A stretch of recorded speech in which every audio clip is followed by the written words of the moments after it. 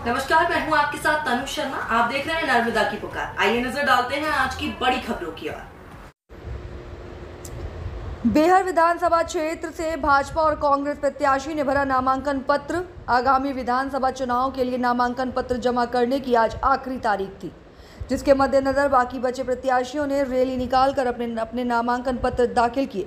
इसी कड़ी में बेहर विधानसभा क्षेत्र से कांग्रेस पार्टी की ओर से वर्तमान विधायक संजय उइके और भाजपा से पूर्व विधायक भगत सिंह नेताम ने अपने सैकड़ों समर्थकों के साथ रैली निकाली और एसडीएम कार्यालय पहुंचकर एबी फॉर्म के साथ अपना नामांकन पत्र दाखिल किया।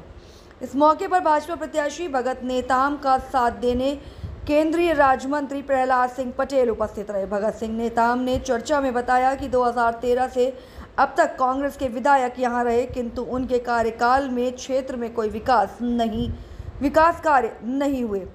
आज भी क्षेत्र में मूलभूत सुविधाओं का अभाव है। साथ ही उन्होंने अपने कार्यकाल में किए गए विकास कार्य गिनाए।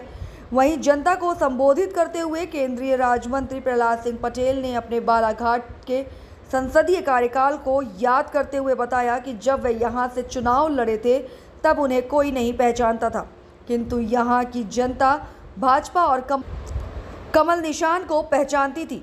साथ ही उन्होंने मोदी सरकार के विकास कार्यों, G20 के आयोजन में उद्धृत वसुदेव कुटुंबकम की महत्व और श्री राम मंदिर निर्माण का भी उल्लेख किया। बालाघाट से टोपराम पटले की एक खास रिपोर्ट। बनाया है और आज इस शुभ घड़ी में मुझे यहाँ पर उपस्थित होने का मौका मिल रहा है। मैं सबसे पहले मेरे आदरणीय नेता डॉक्टर नेताम के चरणों में नमन करके मैं भगत नेताम के लिए आपसे आशीर्वाद मांगने के लिए आया हूँ।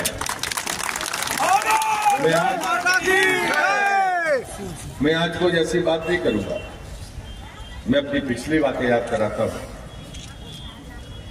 इधर मंच पर जो लोग बैठे और जो सामने खड़े हैं, तो जब आज विचार कर रहे हैं प्रसादीन का कि जब मैं आपके बीच में चुनाव लड़ने के लिए आया था तो इस जिले में मेरा कोई रिश्तेदार नहीं था।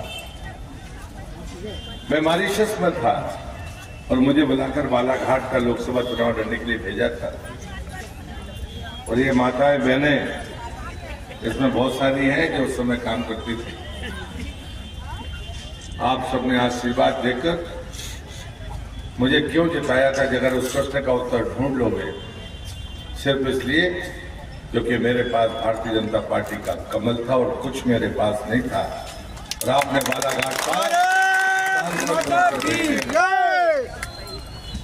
ये चीजें याद इसलिए करनी चाहिए कि भारतीय जनता पार्टी जैसे उम्मीदवार बनाती है, चुनाव वो नहीं लड़ता, चुनाव पार्टी के पदाधिकारी, कार्यकर्ता और समर्थक लड़ते हैं। उसका प्रतीक मैं हूं, इसलिए मैंने आपको याद दिलाया। और जब मैं उम्मीदवार बनकर आया तो डॉक्टर नेताम तो हमारे समय नेता होते थे। हम लोग युवा मोर्चे में थे। एक समय क्रांति मशाल यात्रा हम लोगों ने निकाली थी, तब हमारी सरकार नहीं थी। मैं वहां पर पैदल चला था। छत्तीसगढ़ के वर्तमान की जो बॉर्डर है ना, राजनांदगांव की बालाघाट की सालेवाला वो पानी गिर रहा था तो साहू जी थे जो नामांकन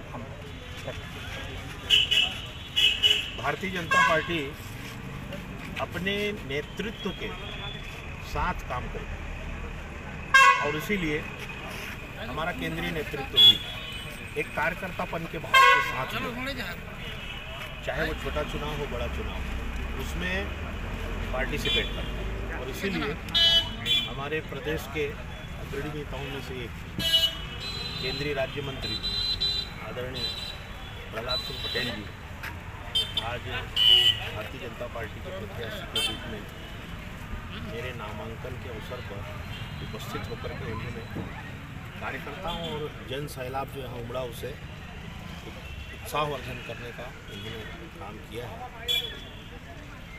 जीत के प्रति आप कितने आश्वस्त?